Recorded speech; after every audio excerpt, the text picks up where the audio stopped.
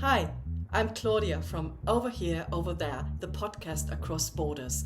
I'm down here in Cornwall at the moment, seeing friends and families. But of course, there is no escape from news and headlines, so Dan and I are going to tackle the latest in this upcoming episode. Thank you very much for tuning in and for being part of the community. Have you liked and subscribed yet? Well, please do so and tell everyone about this community and podcast because we want to grow. But now, let's get on with the episode. Thank you.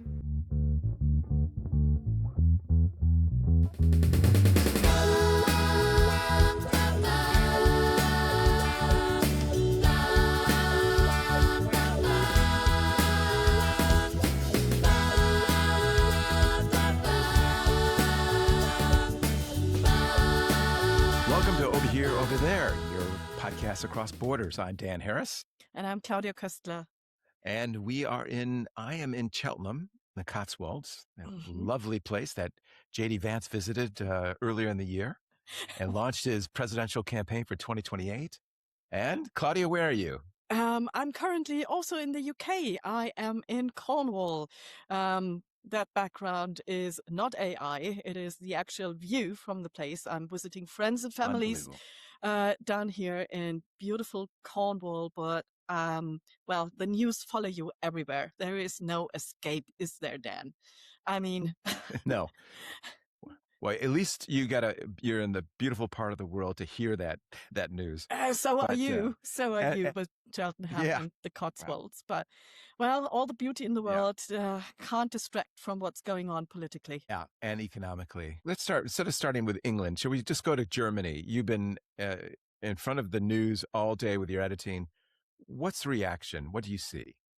I mean, just to give a perspective, of course, we are talking about the latest developments between the US and Europe, especially the Greenland issue and topic. So that has been going on for a while. At first, it was taken almost like a little bit of a joke, but it has turned into a serious topic at the moment.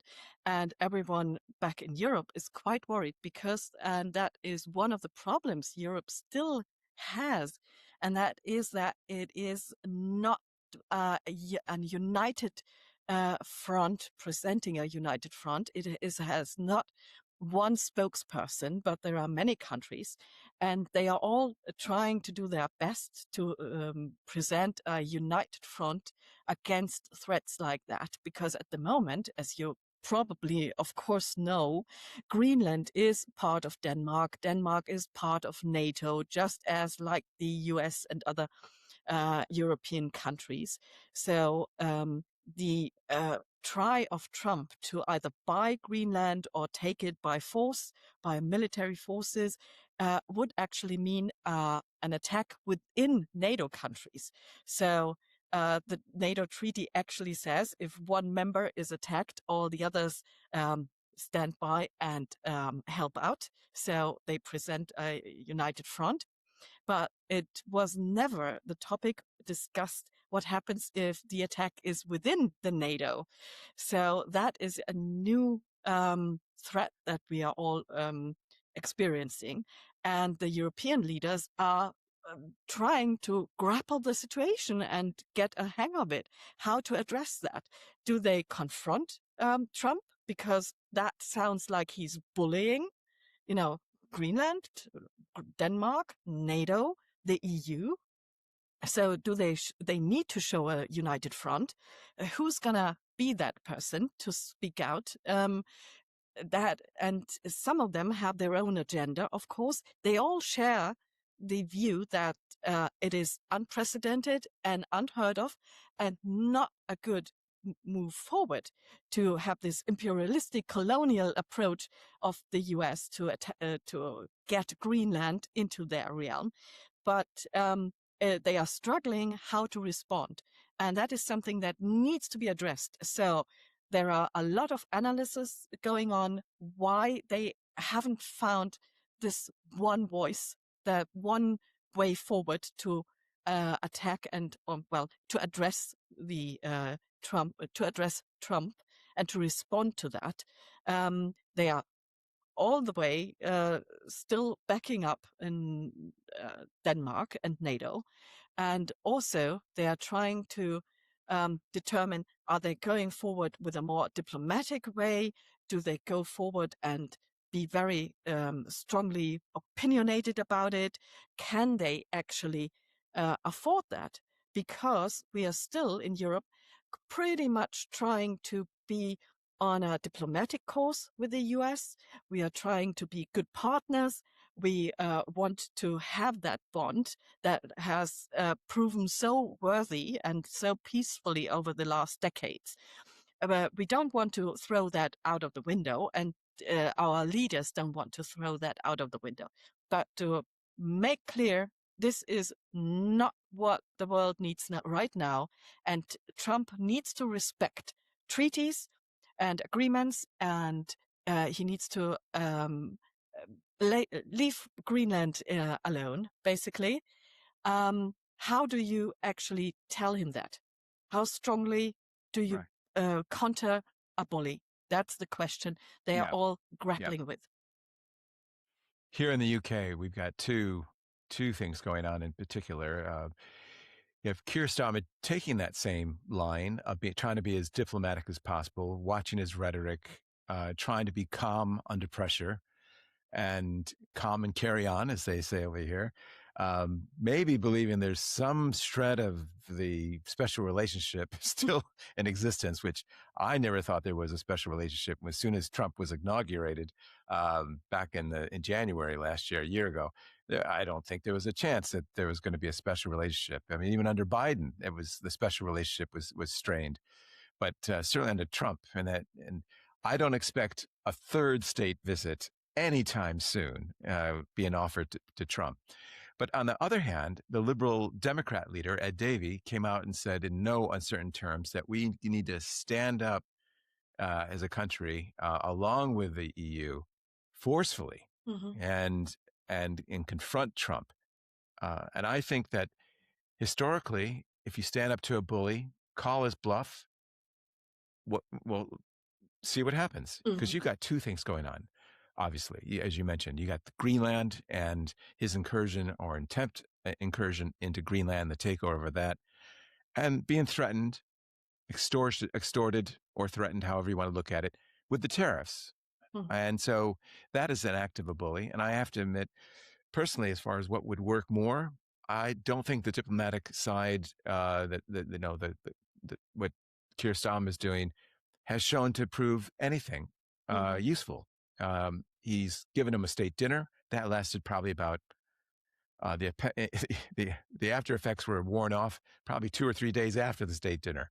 So I don't think that has any consequences whatsoever. It's now looks quite embarrassing for the UK to have done that, and that Ed Davey and the European Union should really make sure that they stand up.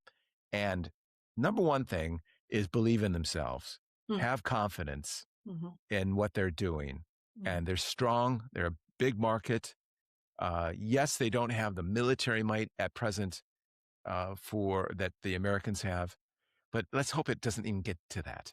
But if it does, then obviously he is never, and we talked about this in previous podcasts, right? Almost like we talked about this at the start of his second term, is that NATO is under threat here. NATO was under threat from the day one.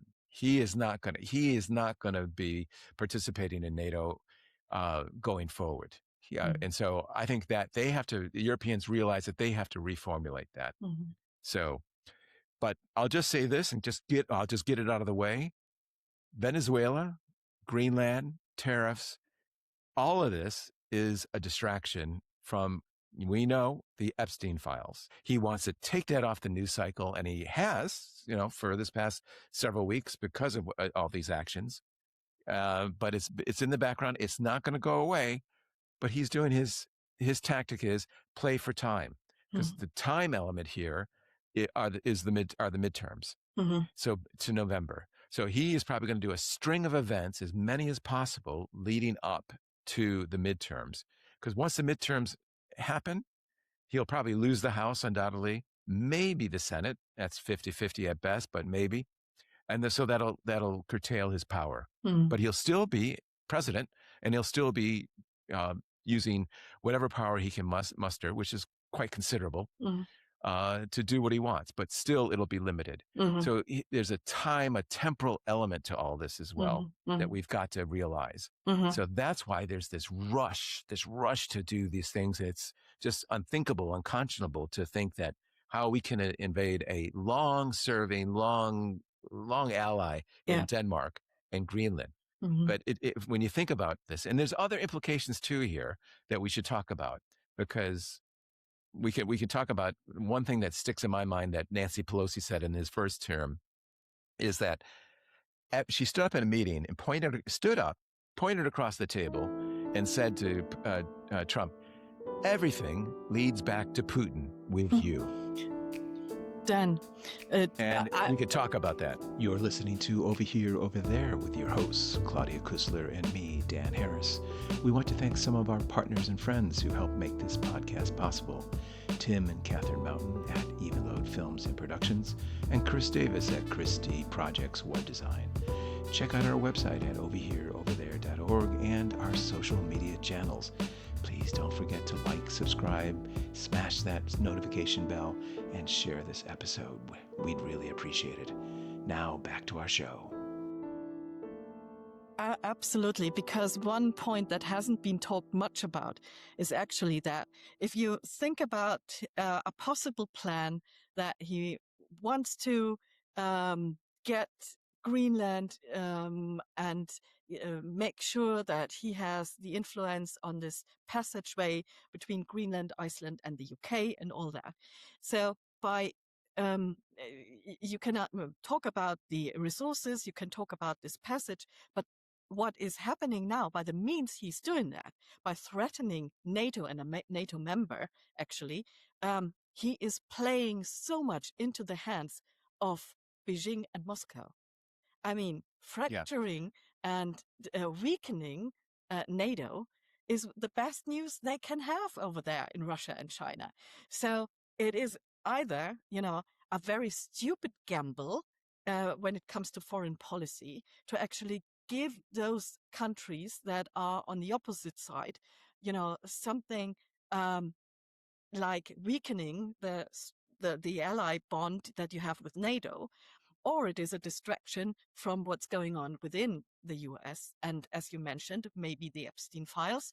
But either way, it is both playing towards the benefit of Russia and China and not the US. And what about the America First movement? I mean, if he's interested so much in foreign policy and in obtaining other countries and control of other countries, why is he all of a sudden no longer focusing on the problems they have within the US?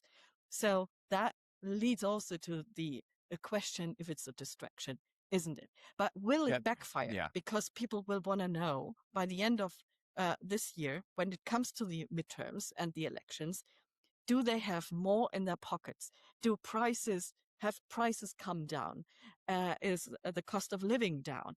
Are their social benefits better? Is healthcare better? And it doesn't look like it. So time is of the essence for Trump to deliver what he promised so eloquently and so forcefully. And he's not, so far, it doesn't look like it. But all of a sudden, America First is no longer on his agenda. All of a sudden, it's a global new order. So that is strange. Yes. Yeah. I think you give him a benefit of the doubt when you say eloquently said it. Because, frankly, he's unintelligible when he makes these pronouncements. But no, I would say even go a little bit further. In fact, that what we have in Greenland already, frankly, it's not a matter of raw materials, rare earth, or even security. We have all those already at our disposal. The Greenlanders said, if you want to set up more bases, or if you want to work a licensing agreement with the materials, they're there. They are very open to that. There's hardly any benefit at all for the United States to take over that country. There's no gain. So what is the gain? Well, there's two things in my mind. There's two things. One, it is vanity. He wants to do like Louisiana Purchase. We obtained that from Napoleon in 1803. That, the big swath of, the South and the Midwest. And then if he were to own Greenland, the United States were to own Greenland, well, that means that we get to license its resources. Right now, we can't license those resources. It's not ours to give. So, and who would he license those resources to? Hold on to your hat about this, but he could, he would, don't put it past it that he wouldn't license those resources to Putin, to Russia. That's what's being spoken about. That's what my sources are hearing. So, so there's a lot more in this than just there's a vanity project and maybe something where he could benefit materially from those license arrangements as well. Just like he's benefiting from the Venezuelan oil being seized and taken away and the revenues taken away, and then putting into an offshore bank account that he's controlling. It's right in front of us that he's doing this. This is no secret. So another arrangement, like in Greenland, he'll just duplicate. And that's what he's doing. He's grifting. He's trying to plot that and all this, going forward. So that's what's being talked about in from what I hear in the circles around the internet, on the web, and various pundits. So it's really quite. You really got to watch this story and see how it's developed, see what the movements are, and just hope that the Europeans can really hold their nerves. And as a previous episode we talked about, is really the mantra should be stronger together.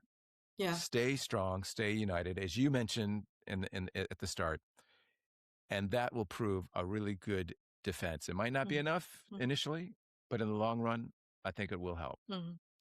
I fully agree, and I can only emphasize that again, that they need to work closely together, find a unique position and a united position and a united way forward, and absolutely stand up to a bully. That's the only way you can do and deal with a bully. That is to be strong, confident, and they have all the possibilities to be that and to do that. And yes, there are voices that say that some countries are not ready for a war. It will probably take them a couple of years to have that military strength, but that doesn't matter, because if they all work together, they are so much more coordinated and economically value that it will not come to a war, I'm pretty sure. And in the meantime, you can gear up, you can obtain all those, and we will just have to overcome old ways of thinking. We have to overcome basically a little bit the past and just see what are the threats today, what are the values we need to defend and to move forward. And that will all lie within a united Europe and united in those values that are pure democracy and benefiting the people. That's it. Because you have to question who's benefiting at the moment in the US. It's not the people. It's not the common guy and gal out there living somewhere in a suburb or in the countryside. They are losing out massively still, and this is going to happen more and more and more if those plans go ahead with what Trump has already shown and laid it out. So we in Europe have such a possibility for the future to actually showcase the value of democracy as a benefit to the common people.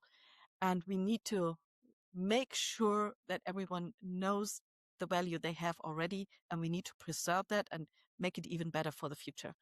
And that's the way forward. Well, yeah, and the values that the European Union is espousing and promoting look so much more attractive even to Americans. Americans are wondering where their values have gone.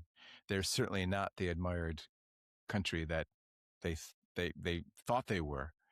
And so that really hurts to be the bad guy To be on the, to be one of the big bad guys in the world is not very comfortable. Yeah, So, especially as the credibility as an ally has suffered. That's it. Yeah. I mean, people are still people, and we will always try and reach out the hand, and have friendships, have an exchange of views and all that. But the way of the politicians, that's the tricky part at the moment. And as I said, the American credibility amongst allies is being auctioned off daily, basically. Yeah. With that great news, we should probably end it there. Yeah, well, dark outside. Yeah. It's, oh dear. I know it doesn't. I know we're losing the light in Cornwall there, so that's a pity. That's a pity. Listener, darkness, you have to be the light out there. We will. Yes, we will. Our next episode will be Darkness at Noon, by the famous novel by Arthur Koestler. But we'll get back to that someday.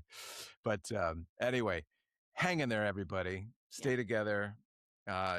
We need leaders on the Democratic side. That's another episode what we'll do, and that'll come up shortly. But thank you. Please like, share, comment, tell all your friends about the podcast. We'd really appreciate it, and do what you can to in your own neighborhoods to promote democracy wherever you are. So I'm Dan Harris, and I'm Claudia Koestler, and thank you for being over here, over there.